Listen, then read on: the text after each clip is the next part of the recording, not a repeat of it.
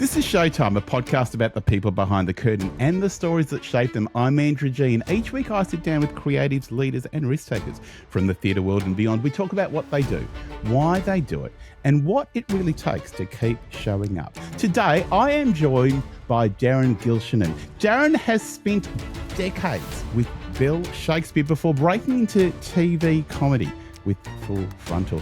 His screen work spans from accounts, upright, and he has earned an actor award as well. We're going to chat about all of those things, and on stage he has delivered acclaimed performances in The Caretaker, Who's Afraid of Virginia Woolf, and now he's taking a bit of a darker turn at Red Stitch with the Australian premiere of Jobs. Welcome to Showtime, Darren Gilshenan. Hi Andrew, how are you?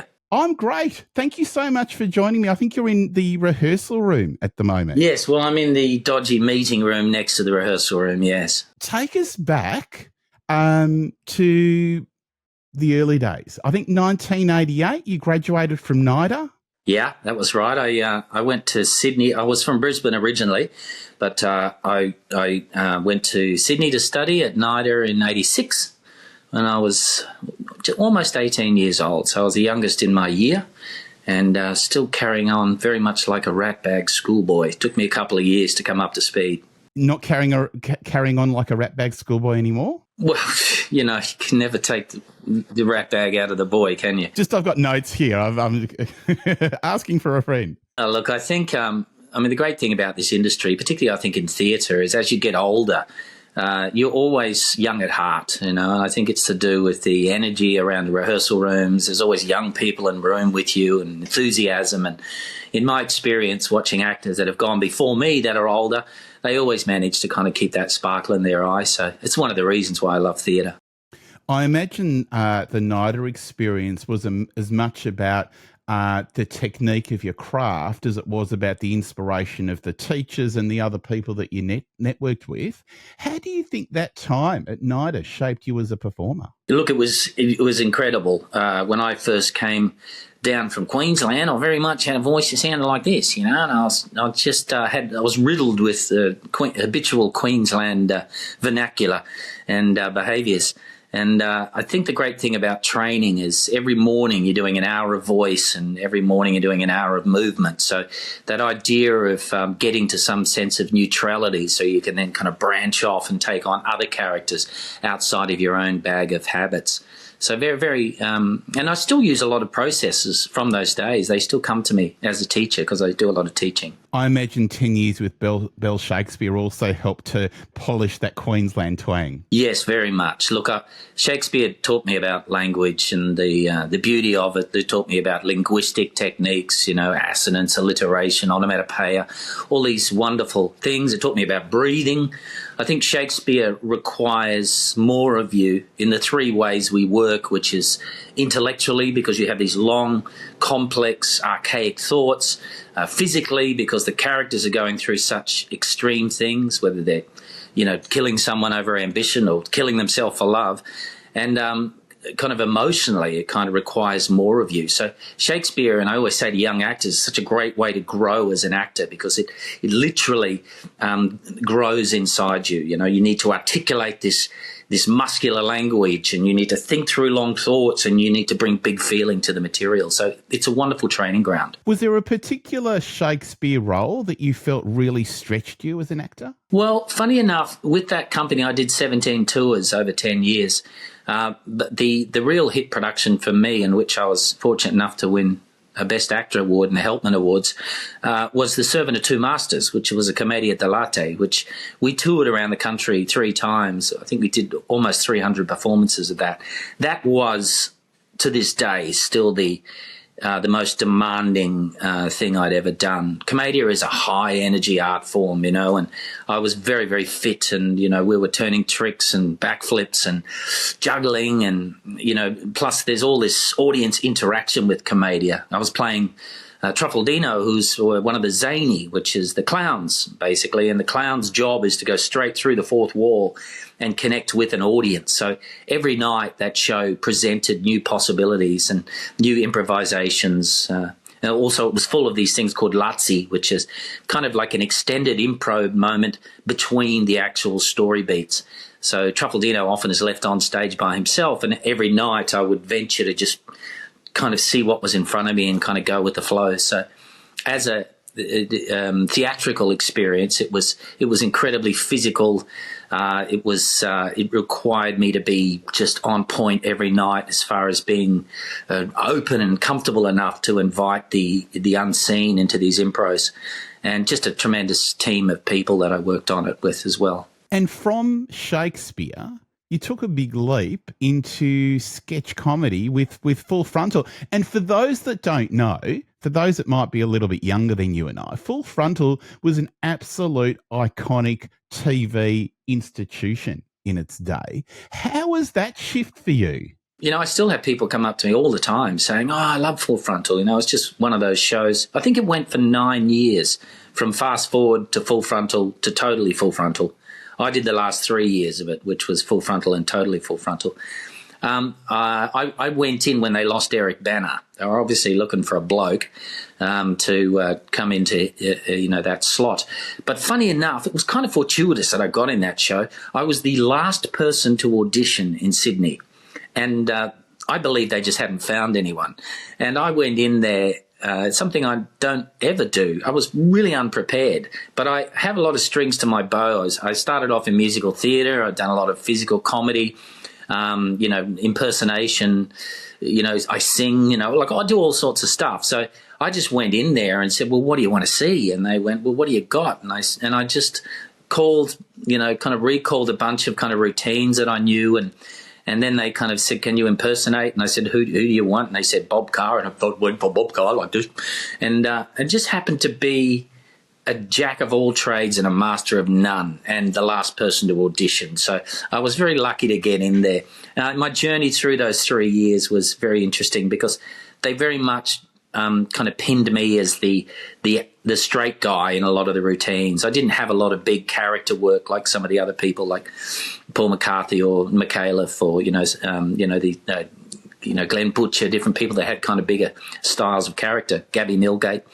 A really interesting time. It's very, very hard work. You're in and out of the chair 7 times a day, getting full prosthetic makeups and very long hours, and but an extraordinary experience in courageousness. You just have to go at everything because they just give you a videotape the night before and say, tomorrow, this is before we had digital, and say, like, there's Greg Norman, you're doing him tomorrow, or there's Peter Costello, you're doing him tomorrow. So you had to think on your feet very quickly, and I guess I was just at that stage in my career where I was ready for that challenge. And sketch comedy and TV sketch comedy in the day, and it was a high turnover show. It was a weekly show, wasn't it? Yes. It calls on razor sharp timing. Is that something that was just innate in you, or is it something that you developed? I think I always had funny bones. As a kid, I just remembered always doing gags around the house with mum and dad, or whenever we'd go anywhere, I'd pretend to smack my head into a pole, or it was just innate in me to be a kind of knockabout physical clown. Initially, that's where I came from. So timing's an interesting thing. Like, what is timing? One of the theories for it that I think is very interesting is they say it's a conversation between yes and no. So basically, it's riddled in indecision. Should I? No. Should I? No. Should I? No.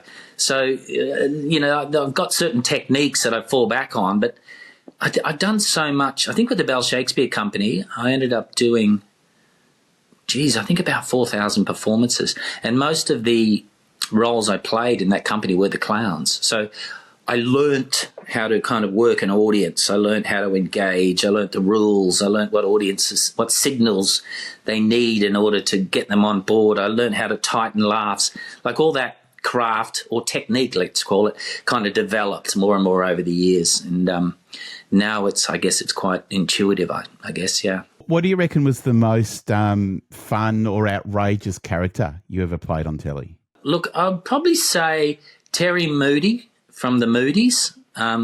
He was a fun character with his entourage of multiple Russian brides that he could never seem to hold on to because he had no idea they were ripping him off all the time. I do I do very much enjoy playing creepy Professor Lee in Colin from Accounts. We're about to go on a third series for that, and that's a character in this modern woke, socially kind of relevant age we live in. To be able to play a white, straight, cis, label male and get away with the things he gets away with, which would get him cancelled in any other forum, is a great joy. Speaking of modern audiences, I asked you about telly. That's TV, which is television, which is that thing on the wall, sort of like streaming, but before streaming. Just wanted to clarify what telly was. It occurred to me after I asked the question, people might not know that telly is TV. Isn't that funny? You're probably right. Yes, there's all these words that are being lost. Right? Do you reckon there's been a role, TV or television streaming or theatre, that has fundamentally changed you as an actor? Yes. 2 years ago I did The Caretaker, Harold Pinter's Caretaker, and that did extraordinary things to me psychologically and physically. I've always been the kind of actor that's very good at just, switching on and switching off. I see this very much as a job, and for a few hours a night I'm in this other skin of another character, and then I'm me again. But that one really altered me, and I think it was a combination of a pretty tough time in my life. My mother had just passed. And a week after she died, I started rehearsals in Sydney, and this was we were from Brisbane, yeah. And so I was carrying a lot of trauma that I was not kind of addressing. And the character I was playing, Davies, is an old, homeless, schizophrenic rage machine who invents all these personalities basically to survive. And there was something about the marrying of my internal trauma with the trauma of this character that fused in such an extraordinary way that every night when I went on stage, I just disappeared. I just disappeared into the skin of this guy. And things started happening to me, which basically as, Showtime was approaching, the half-hour call, I'd start to get really dizzy. And then I'd start to forget all my lines, and then I'd go into these panics. And I've never had this notion of stage fright ever before in my career. And I was riddled with it every night. And as soon as the show was over, I was okay again. And I was trying to work out what was happening. And about 4 weeks into the run, I realised that the body language of the character, if I do this with my neck, was like that. And what I had done is I put my first and second vertebrae out, and all the blood, veins that go up through the neck were being cut off. So the dizziness was coming from that, and then it would transcend into a nauseousness, where I feel like being sick just before I went on. And eventually I went and saw a chiropractor, and she went, "Oh, you put your whole neck out. How does your character stand?" And I kind of showed her, and she clicked me back in, and I was absolutely fine. I walked out of there absolutely fine after thinking I was suffering some kind of brain tumour. But she said to me, when I explained the symptoms, she said, "That's your body trying to tell you not to do that show every night," which I thought was extraordinary. As I approached the starting line, my body was trying to say, "Don't go and do this." But there was some notion of, when I was in the middle of it, there was some notion of being able to exercise this trauma and these demons and put it into the art. And I'd always thought that was a bit of a wanker thing to go on about, to think that somehow or other, we transcend into characters and our art comes from these places. But that taught me a lot about where great art can come from. The pain and the grief and and how that expressed out of that character. So that was life changing for me. Yeah, that's incredible. And did you give yourself time to decompress, to recover emotionally after that season? I just went straight back to that chiropractor the day after I finished, and she put me back into alignment, and I was fine. That's never come up again? No, it was just that time. And funny enough, when I went back home after that was over, that's when the grief came out, this idea of delayed grief.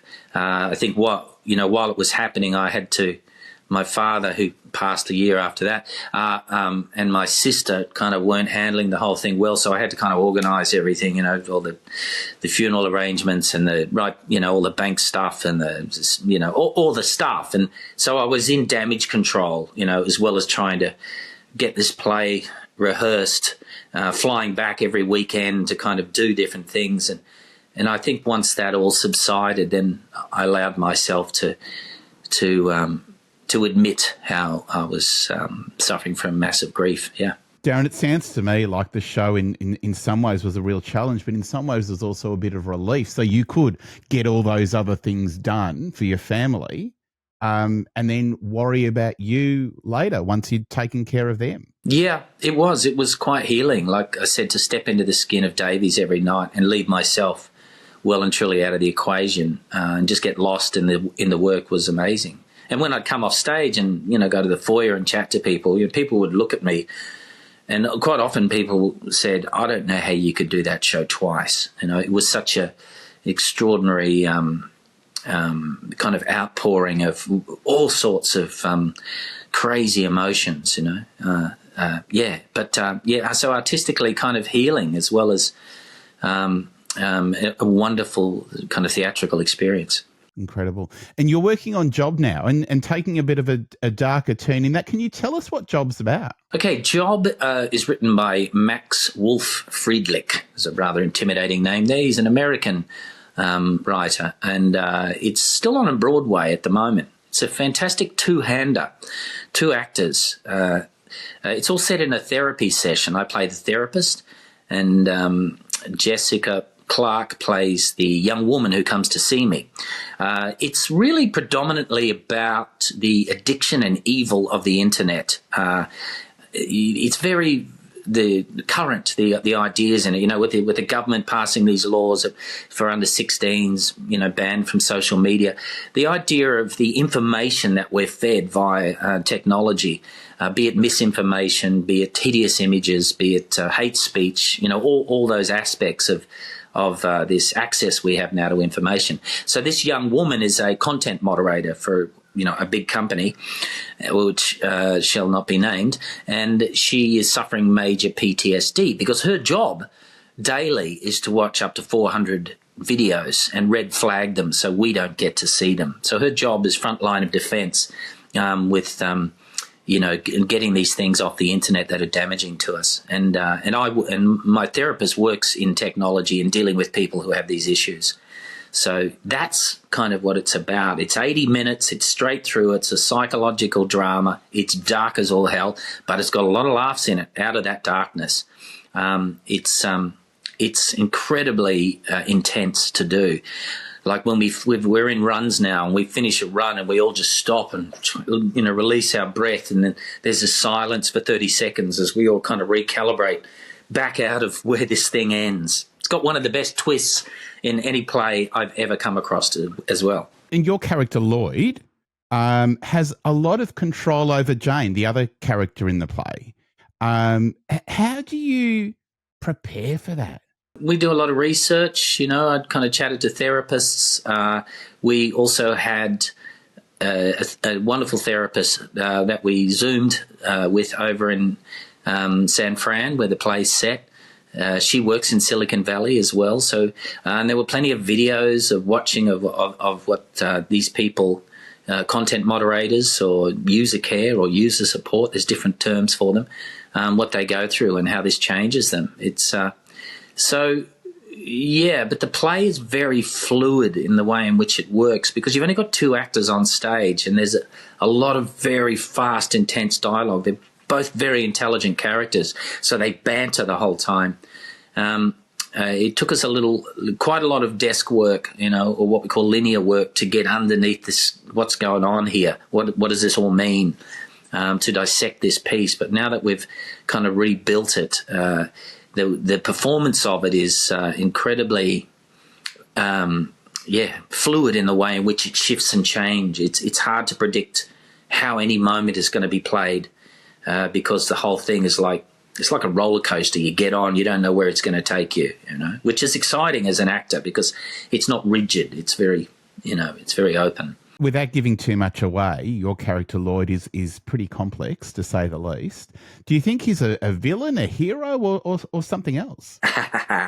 Well, that's the big question of the play. So I won't give anything away, but I will say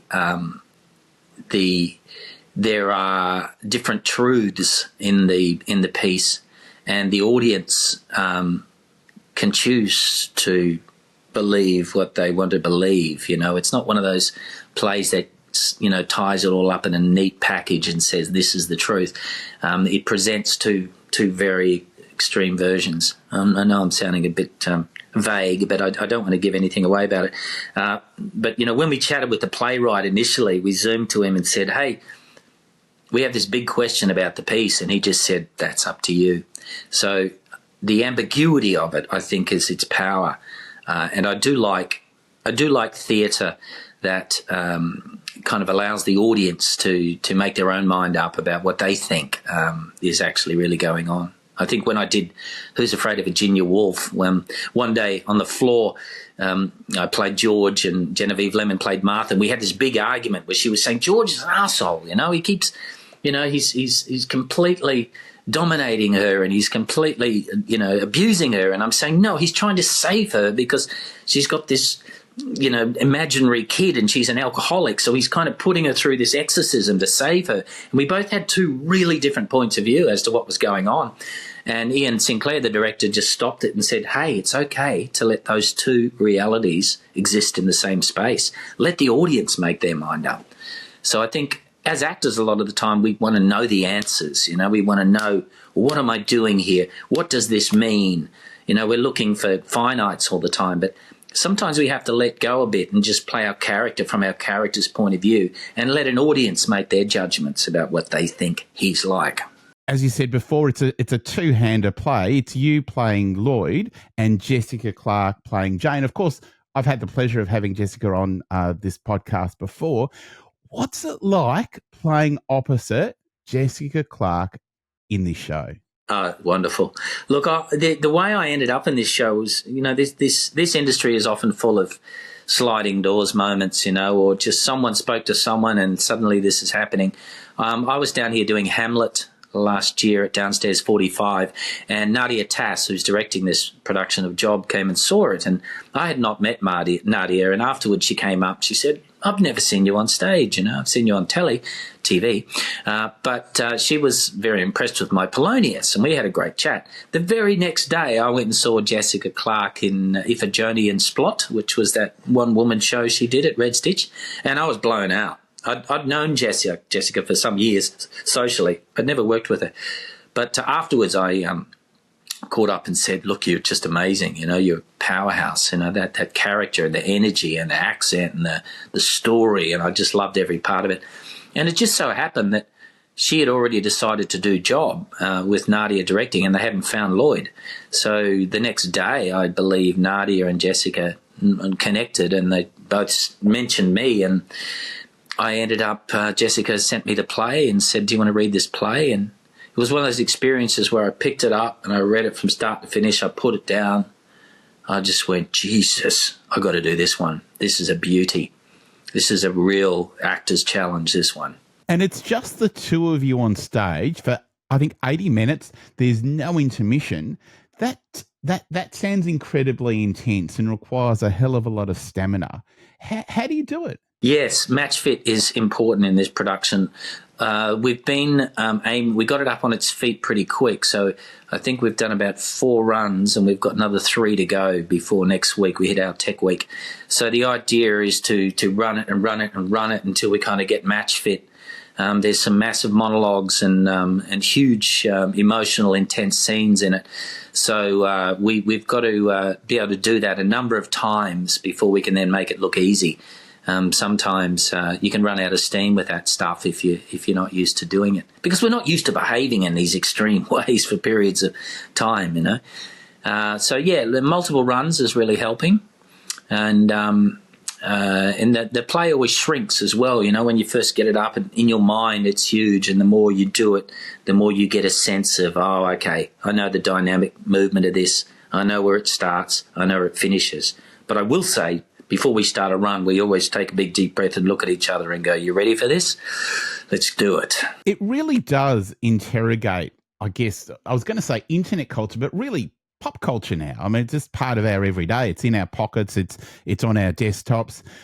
What resonates with you most personally about this time that we live in and what you're presenting on stage in Jobs? Well, the great thing about Job is it's kind of performed from two different generations. You got my character who's on the edge of being a boomer, and then Jess's character who's very much a modern girl, late 20s is the idea.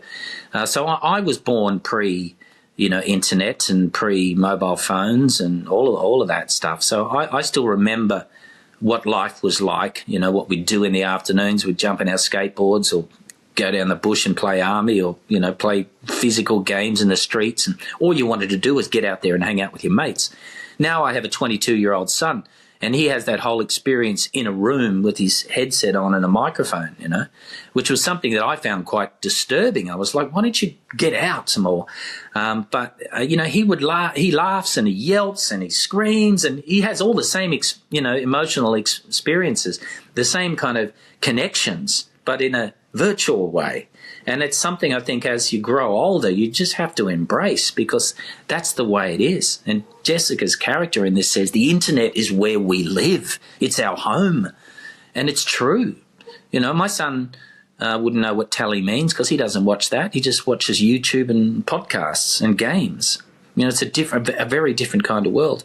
So the play is I think the play will get audiences young and old. It's very much an audience for young, hip, kind of internet savvy folk, but then it's very much my generation and people's attitudes towards, we were sold the idea of the internet on, it's this gateway to all the greatest historical and artistic and, wonderful, accessible things for our intellect. But most of the time people watch funny cats. The information superhighway for those playing at home. Yeah.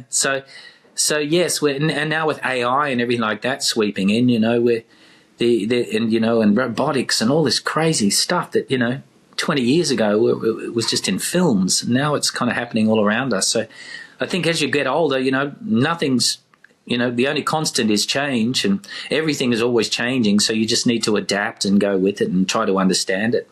But this play really questions the damage that can be caused from excessive exposure to this kind of stuff. And do you think Job, the play, is ultimately hopeful, or do you think it's going to leave audiences unsettled? I wouldn't say it's hopeful. I would say I think it's going to have this effect where it starts in such it's got such a crazy beginning. It's so galvanizing and almost fractured at the beginning. So you're kind of going, what is going on here, It's and then it just grabs you and it just goes right through to this extraordinary ending. I think, what I love about theatrical experiences is sometimes where I feel from the moment it starts, I just get sucked into the world, and then it finishes and suddenly it's like I've just detached from some internal kind of world that I'm living in. I think this play has that effect. I think it'll have that effect that when that curtain ends, not necessarily hopeful. I think there'll be a bunch of things going on. It'll certainly get some great conversations in the car on the way home. As to, what people think, because it's the kind of play that when you get to the end, then it reflects on what happened back in the beginning. So there'll be a lot of people going, oh, remember back there, that was set up there. So was that true there, or was that connected there? So it's a muscular play, intellectually, physically, and emotionally, and I think it's exciting. It'll challenge an audience. It'll excite an audience. It'll terrify an audience. And it certainly is like holding a mirror up to nature, as Hamlet said, because that's the world we live in. I'm chatting with Darren Gilshenan about Job, which is on at the Red Stitch Actors Theatre, opening on the 17th of September and running through until the 12th of October. For more information and to book tickets, visit redstitch.net. Darren, thank you so much for the chat. I better let you get back into the rehearsal room and of course, chookers for the season. Thank you very much, Andrew.